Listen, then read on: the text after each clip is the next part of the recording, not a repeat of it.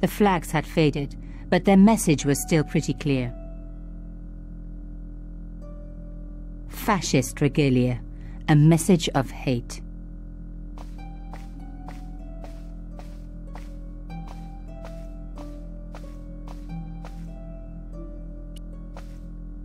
The drawer had come out easily enough, but wouldn't fit back into place. There was nothing else in the drawer. One thing was clear. Someone connected to Cauchon had been watching me. The congealed coffee wasn't appealing. My articles about the costume killer.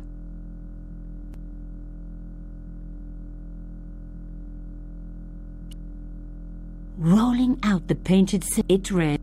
The photograph showed Cauchon smiling happily to camera, with a background of burning huts and death.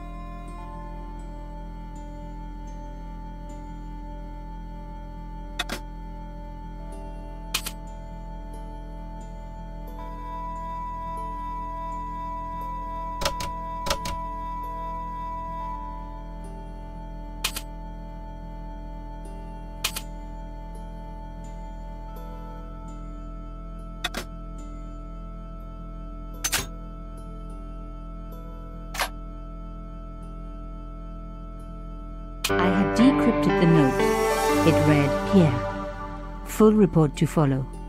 But this is too urgent to wait. Arno and Yamada both dead. This is not a coincidence.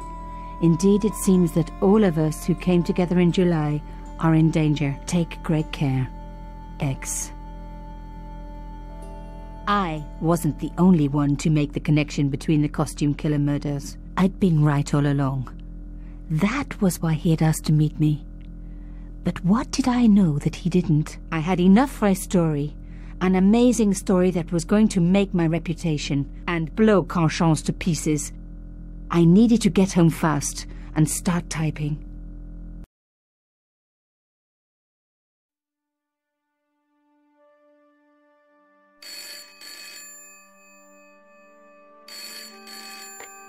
Bonsoir, Collard. Nico, it's Ronnie. Hey, Ronnie, you cracked open the champagne yet? Are you crazy? What's wrong? Wait a minute. You didn't print it, did you? Course I didn't print. That's the best piece I've written. The last, as far as I'm concerned. It's important. It's suicidal. You can't destroy a national hero. He deserved it. His corpse isn't even cold. Ronnie, 2 hours ago I told you what I'd found. You loved it. You begged me to write it up immediately. 2 hours is a long time in newspapers, Nico. Someone's got to you, haven't they? Listen up, Nicole, and listen good. Pierre Carchon had a lot of friends, powerful friends. For your own sake. Forget what happened. You got it. End of conversation. Good night. This should have been my big break, but I knew there was nowhere else to sell this story. If Ronnie wouldn't print it, nobody would.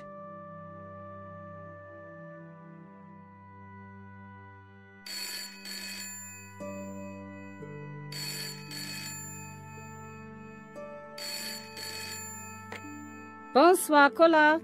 Mademoiselle Collard, my name is Plantard. I need to talk to you about your story.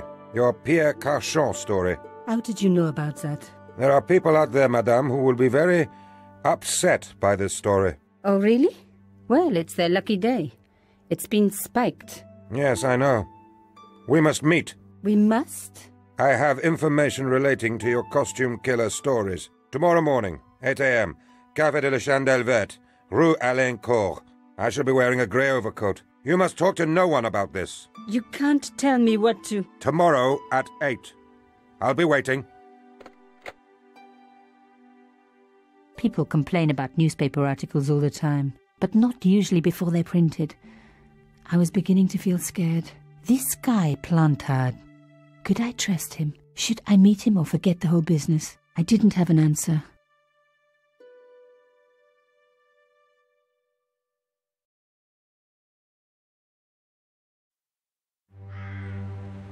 I'd only been in Paris for a week, but already I'd fallen in love with the city.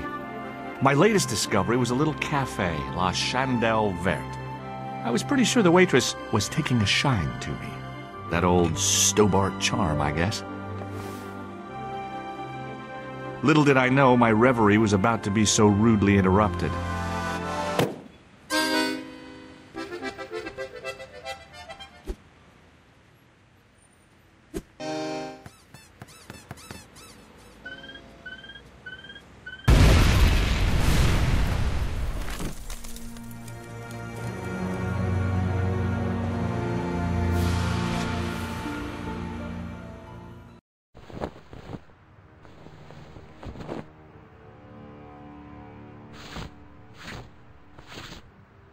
As I picked myself up, I was really angry. 1 minute I'm on vacation, the next minute some clown's blown me up. I knew right away what I was going to do. I was going to find that clown and bring him to justice. Because justice matters. Justice is up there with liberty, and equality, and, fraternity. After all, that's why I'd studied law, wasn't it? Well, that, money, of course.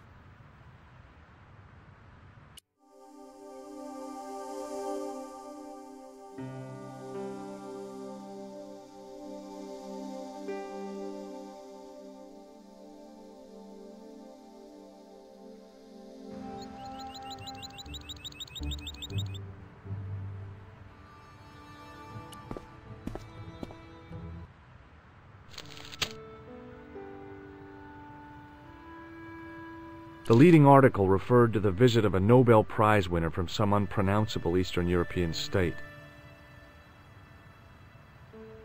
I noticed the writing at the foot of the page. It read, Salah ad-Din, 1345.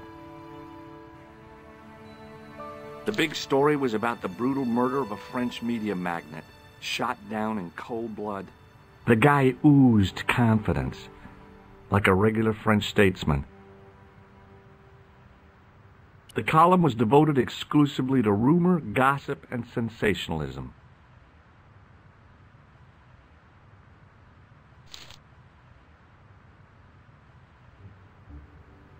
I considered straightening the table, but I figured it best not to disturb the evidence.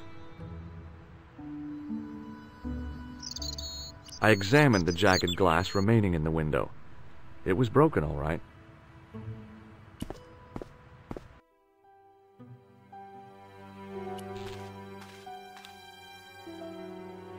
The sight of the dead guy's staring eyes turned my knees to jelly. I tried not to meet his stare as I searched the dead man's pockets. No wallet, no papers, no credit cards. The guy's past was a blank page.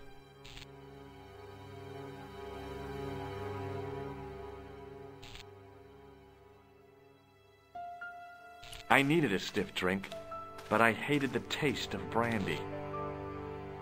I needed a stiff drink, but I hated the taste of brandy.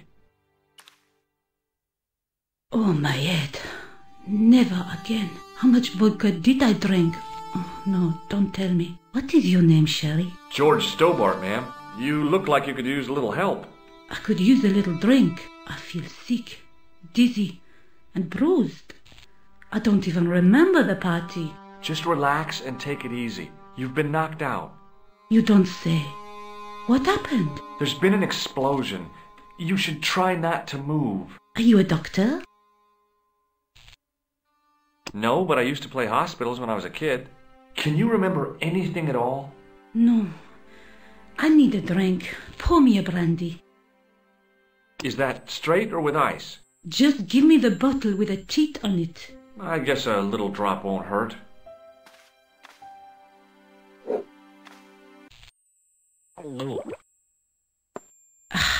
That's better. She knocked back the brandy as if it was water. I was glad I wasn't picking up the check. Hey, wake up! She didn't respond. If I wanted another cappuccino, I'd have to serve myself.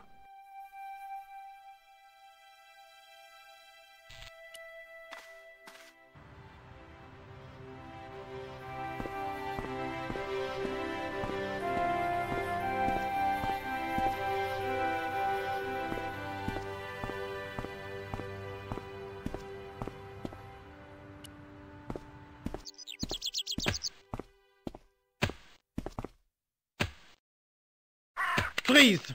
Hold it, right there. Whoa, don't shoot. I'm innocent. I'm an American. Can't make up your mind, eh? I demand to see the American consul. Drop your weapons and get down on the ground. Put that thing away, Sergeant Mou. I apologize, monsieur, but I cannot permit you to leave. Am I under arrest? Ah, no, I would simply like to ask you some questions. En avant, to the café, marche. What a mess. This bombing is an outrage, is it not? Stop that, monsieur. Has it occurred to you that he may be dead, Mou? Oui, monsieur. But I prefer to look on the bright side. Besides, I recall a case where the killer escaped by feigning death. However, in this case, the man is quite dead. Examine the girl and take her statement, if you can. Et maintenant, to business. Your name, please? George Stobart. I'm from California. And what brings you to Paris, Monsieur Stobart? Travel. I'm touring Europe. You chose well. The city is most beautiful at this time of year, no? Yeah, I guess so, apart from the bomb blasts. Were you in the vicinity of the cafe at the time of the explosion? Yeah, I was sitting out on the sidewalk. I was lucky I wasn't killed. The inspector passed over my remark with no reaction. Did you see the deceased enter the cafe? Yes, I did. Was he alone? Yeah. And did he say anything to you? No.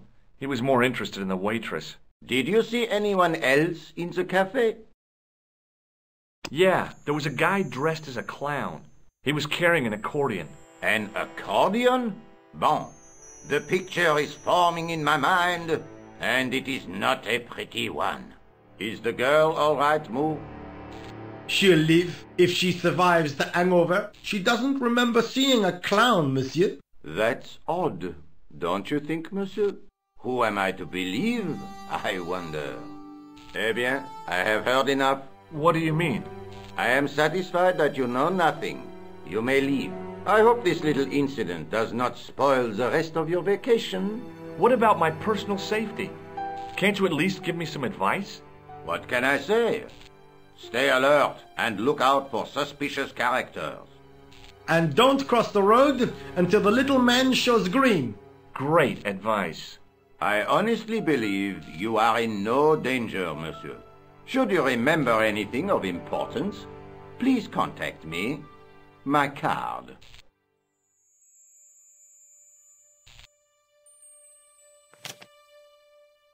Thanks. That is all. You may go. There's not much to go on, monsieur. On the surface, no. But what lurks inside the subconscious? If the door can only be opened. Are you serious, monsieur? I thought your interest in psychic detection was purely academic.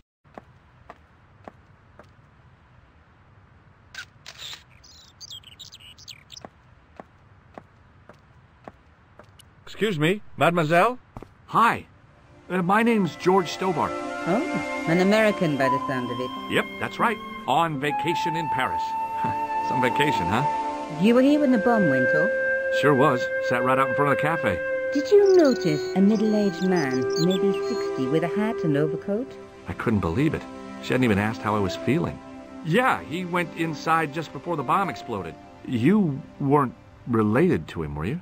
Oh, no, nothing like that. I'm Nicole Collard from La Liberté. What is that, some kind of nightclub? Oh, no, it's a newspaper. You're a reporter? I'm a freelance photojournalist.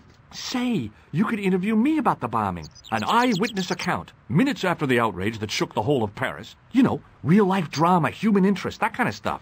I'll just stick to the facts, thank you. Did you see who planted the bomb? I know it sounds crazy, but he was dressed like a clown. A clown? It's him again.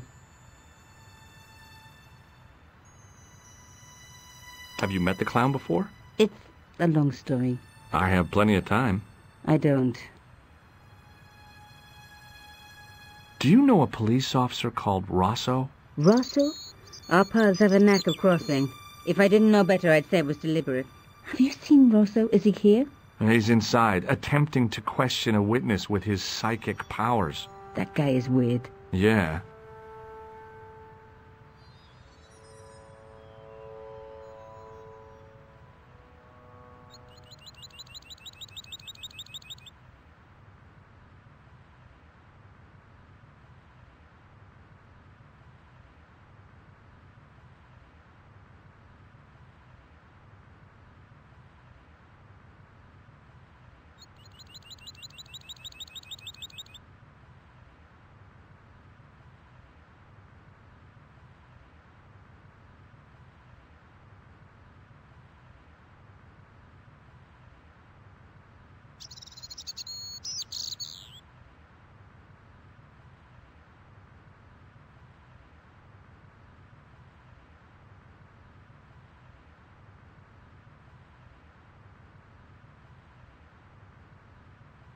Who was the guy you were supposed to meet? His name was Plantard.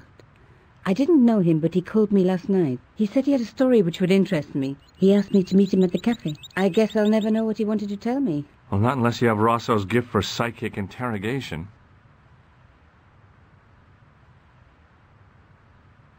Why won't you tell me about the clown? Why do you want to get involved? Because he almost killed me. Isn't that reason enough? I guess so. Listen, I'll give you my phone number. You help me with my story and I'll let you in on what I know. And let's get one thing straight right now. This is strictly business. Okay, it's a deal. I have to go develop these pictures. I'll be on phone with you. Fine. I'll see you soon.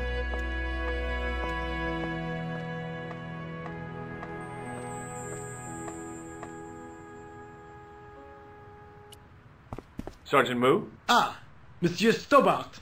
That's correct. You remember me. The retention of such data is part of my duty as a gendarme. That is how crime is fought, through attention to detail, not intuition. Yes, sure.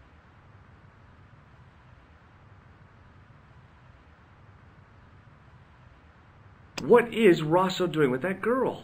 He is giving her the once-over, as you Americans say. Once he gets his teeth into a case, nothing will shake him off.